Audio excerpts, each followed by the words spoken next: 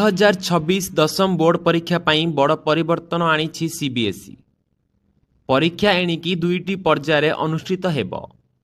भाग ए, भाग बी एवं भाग सी रे प्रश्नपत्र विभक्त कराजिब।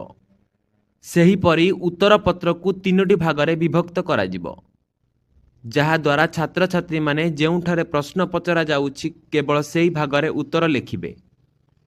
भूल विभागरे लेखा जाइतिबा उत्तर गुड़िकर मूल्यांकन कराजिब नाही।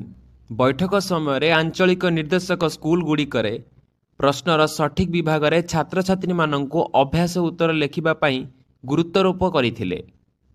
जदि भाग ए पई एक उत्तर भाग बी रे लेखा जाए तेबे एहाकू भूल बोली विवेचना कराजिब।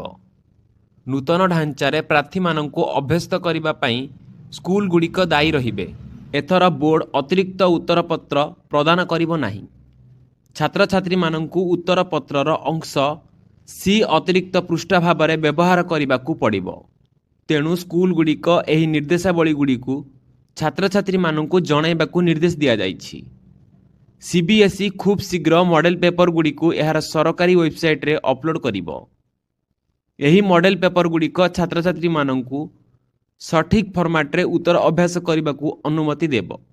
ଏହି ପରୀକ୍ଷା ସମୟରେ ଭୁଲ ହେବାର ସମ୍ଭାବନାକୁ ହ୍ରାସ କରିବ ଏବଂ ଏକ ସ୍ୱଚ୍ଛ ମାର୍କିଂ ପ୍ରକ୍ରିୟାକୁ ସୁନିଶ୍ଚିତ କରିବ।